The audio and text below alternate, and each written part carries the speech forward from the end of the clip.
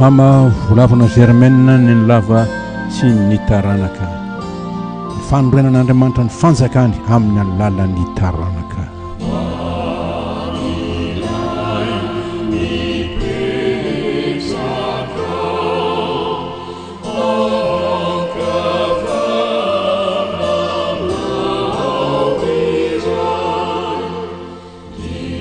Famelabelarana ataon'ny dada tombo Bruno Rabarihoela, mpitsaroko mpampianatra.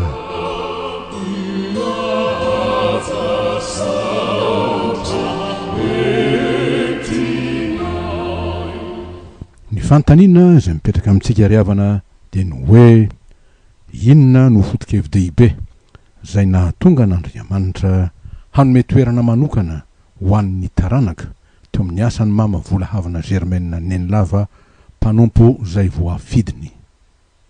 Ny valiny dia ny hoe ny fanorenan'Andriamanitra ny fanjakany. Lafiny telo lehibe mifameno no tokony ho banjinina amin'izany. Ny voalohany dia ny hoe ny fanorenan'Andriamanitra ny fanjakany amin'ny alalan'ny taranaka, izay atao hoe koa ny fanorenana ny fanjakam-pisoronana na ny fanjakam-pisorona.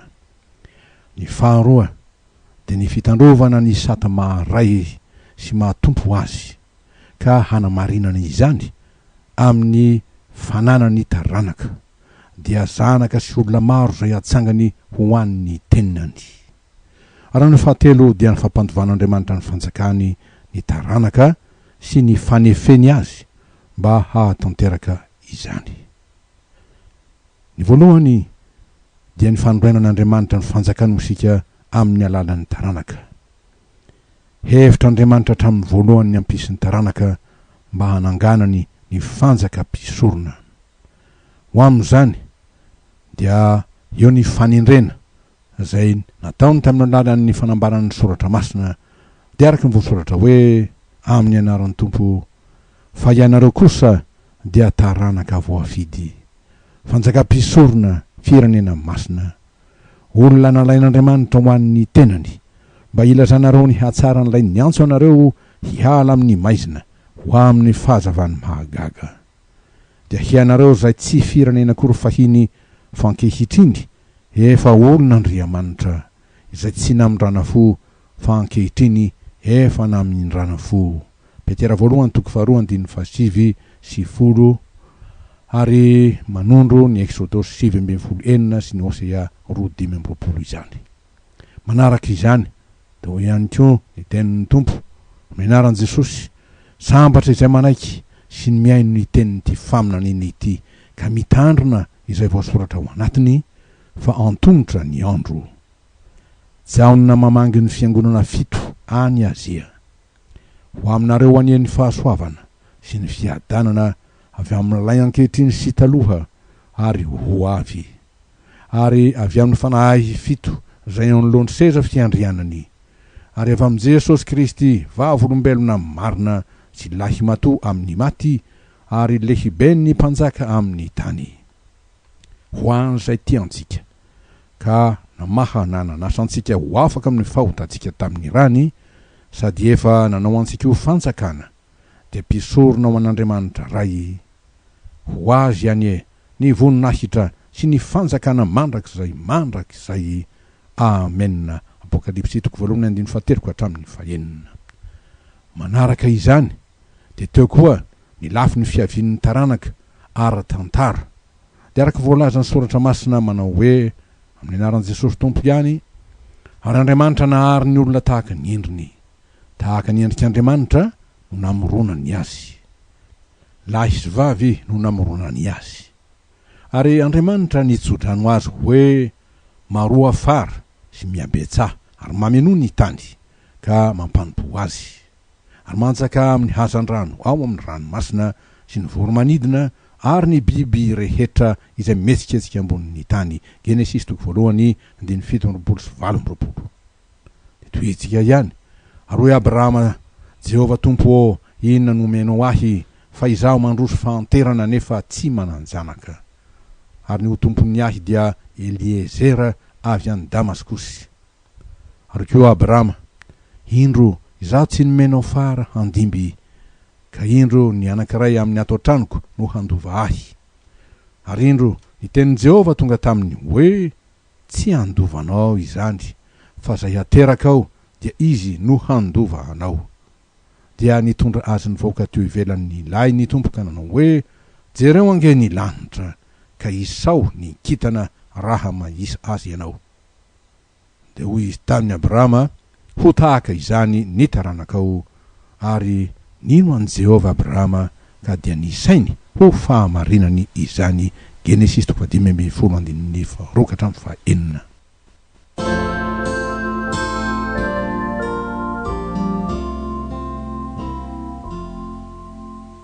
Manaraka izany, ny amin'ny antony faharoa zay nananganan'Andriamanitra sy ny fidianan'ny taranaka tamin'ny alalan'ny mpanompony, dia ny fitandrovany ny sata maharay azy sy mahatompo azy ka hanamarinany izany amin'ny fisian'ny taranaka tokoa, dia zanaka sy olona maro zay atsangany ho hankohonany sy ho mpanompony. Mazava ny fanambarana zay ny ampitondrain'ny tompo any malakim-paminany manao hoe amin'ny anaran'i Jesosy, ny zanaka manaja ny rainy ary ny mpanompo ny tompony, koa raha ray aho aiza ary zay hajako, ary raha tompo aho aiza zay tahotra ahy, hoy Jehova tompony maro. Malakitoko 1:9. Izany dia ny zanaka manome haja sy voninahitra ny rainy, ary ny mpanompo maneho fankatoavana ny tompony. Ny tena zava-dehibe amin'Andriamanitra nefa dia ny fankatoavana vokatry ny fitiavana. Zay izy rafitinina manorina tokoa ny firaisana amin'Andriamanitra izany, ary firaisana antoka aminy. Vao indrindra ny tenin'i Jesosy, raha misy ty ahy dia hitandrona ny teniko izy, ary ny raiko ho ty azy, ary hankao aminy izahay ka honina ao aminy. Jaona 4:13. Araka izany dia ray tokoa no iantsoantsika an'Andriamanitra, dia araky ny trinité masina, araky ny teny Jesosy tamin'ny mpiana manao hoe koa mandehana hianareo dia ataovy mpianatra ny firenena rehetra, manao batisy azy amin'ny anaran'ny ray sy ny zanaka ary ny fanahy masina. Mateo 20:20.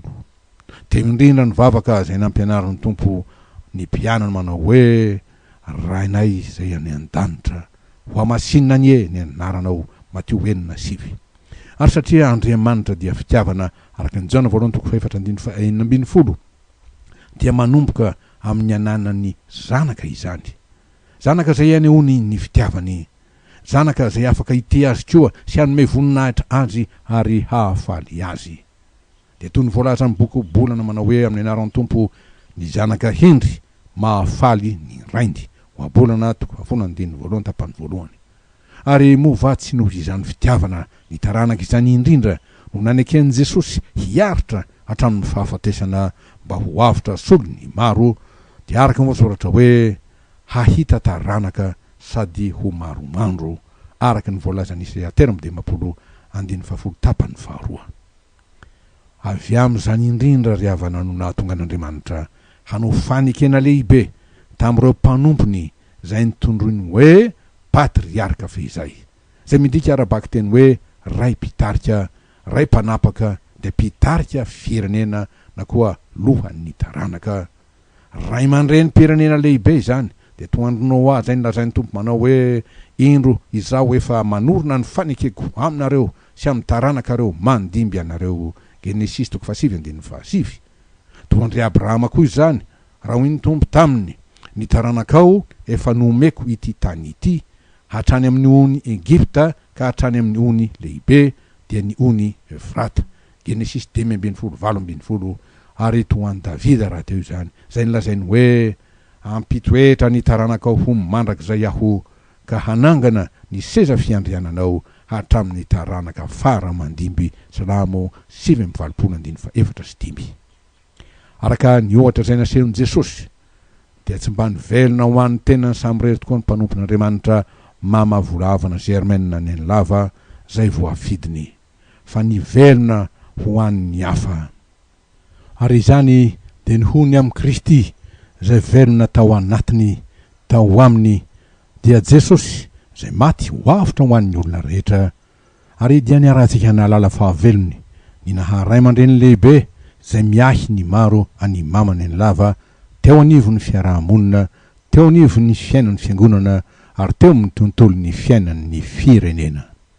Kanefa tamin'izany dia fantatra ihany indrindra koa ny haben'ny fitiavany ireo zanaka zay nomen'Andriamanitra azy, zay nanana toerana manokana tsirairay avy tao amin'ny fony sy ny fiainany, ka nanihony ny mahareny ty ny janany azy tokoa, ary nitenenany manao hoe banga ny fiainako rehefa tsy hitako hianareo zanako, toy ny hoe ny amin'izy ireo no antony mahareny azy dia antom-piainana zay ivelomany avy amin'Andriamanitra ary ao amin'Andriamanitra.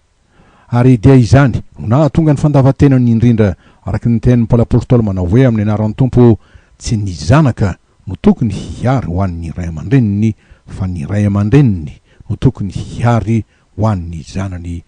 Korintiana faharoa toko faharoa ambin'ny folo ny andin'ny fahaefatra ambin'ny folo tapany fahatelo. Fa inona tokoa moa no tombontsoa voninahitra ho an'ny mpanompon'Andriamanitra ray aman-dreny raha tsy mamela taranaka vanona sy azo antoka izy ao amin'ny fanjakan'Andriamanitra eo amin'ny fireneny. Dia taranaka afaka hanome voninahitra n'Andriamanitra sady ho antom-pifaliany araky ny tenin'ny Jaona apôstôly manao hoe amin'ny anaran'ny Tompo, tsy manana fifaliana mihoatra noho izao aho, dia ny andrenesako fa mandeha araka ny fahamarinana ny zanako. Jaona fahatelo andininy fahaefatra. No toy izao ny mpanompon'Andriamanitra tokoa ny adidy masina maharay aman-dreny azy, dia ny maharay aman-dreny am-panahy azy voalohany indrindra, ka miahy ny fiainam-panahy ny zanany voalohany indrindra ary ambony ny zavatra rehetra. Ko ankoatry ny mivavaka sy ny mitalao amin'ny Tompo azy, dia ny mitaiza azy sy ny manabe azy amin'ny finoana, dia amin'ny soratra masina mampianatra azy ny nalan'Andriamanitra sy ny sitrapon'Andriamanitra amin'ny zavatra rehetra, mampahafantatra azy ny fitiavan'Andriamanitra azy sy ny tokony hitiavany an'Andriamanitra ary ny anompony azy koa. Ary toraka izany koa ny amin'ny olona rehetra dia tokony iseho ary ho hita fa tia ny olona rehetra izy tahaka ny ray aman-dreniny. Ho amin'izany dia nanakitondra ny momba azy ireny teo amin'ny tenany sy teo amin'ny fiainany tokoa ny ray aman-dreny, niaritra tamin'ny paharetana ny zavatra rehetra, eny tamin'ny alahelo aza sy ny tsy fahasalamana zay vokatry ny fahalemena sy ny fahatsotsana ary ny ditra zay mbola niainany ireo zanaka. Ary satria mifaningitro aina amin'ny izy ireo izy, dia nisy ny fotoana tena na tsy nahasalama azy, ka nitenenan'i Jesosy taminy hoe marary ianao satria marary ny firenao, tsy tenenana hoe marary ny zanakao, fa ny fivavahanao sy ny fiaretanao azy, izay no hahasitrana anao ka hasitrana ihany koa ny firenenao sy ny zanakao.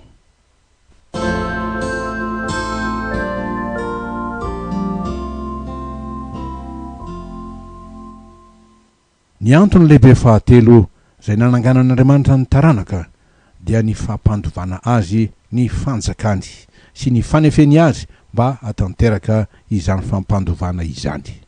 Hoy ny soratra masina amin'ny anaran'ny Tompo, ny fanahy dia miara-milaza amin'ny fanahy isika fa zanak'Andriamanitra isika, ary raha zanaka dia mpandova, eny sady mpandovan'Andriamanitra no mpiray lova amin'ny Kristy koa, raha miara-miaritra aminy isika mba hiara manam-boninahitra aminy koa.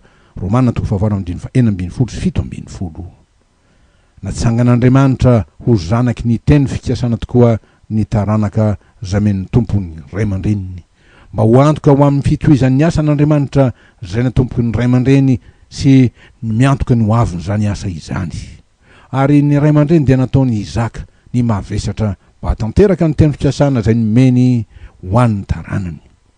Tena asa pirsonana tokoa no nataony Mama Nenilava tamin'izany, mba tonga ireo taranaka ho mendrika ny handova ny fanjakan'Andriamanitra sy ny are-pahasoavana ary ny fitahiana zay azo avy amin'izany.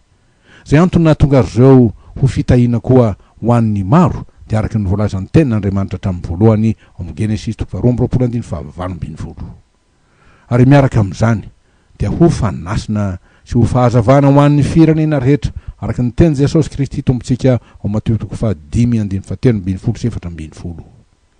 Raha fintinitsika izany ry havana, ny ezaka zay nataony mpanompon'Andriamanitra sy ny lofosany dia ny ahatonga ireo taranaka zamen'ny tompo azy ho hazo mamoa voa tsara, dia izy ireo ho vonina tsara ho amin'ny asa tsara rehetra, araky ny Paolo an'ny Timoty amin'ny Timoty faharoa 7:7, sady ho olona voazato hetra, dia piasa tsy mahazo henatra, mizara tsara ny teny fahamarinana, razoinany voalaza ny Timoty faharoa 2:5.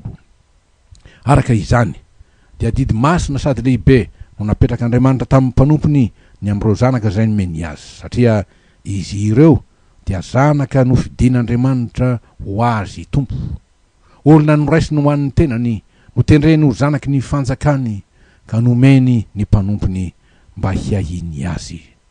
Dia tahaka an Jesosy ny tenanao hoe tamin'ny rainy, anao ireny ka nomenao ahy, Jaona 7:1.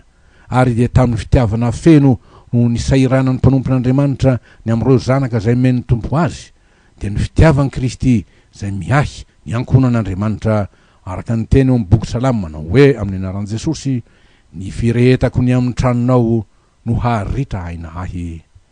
Salamo 5:7 raisina ty amin'ny Jaona 2:2.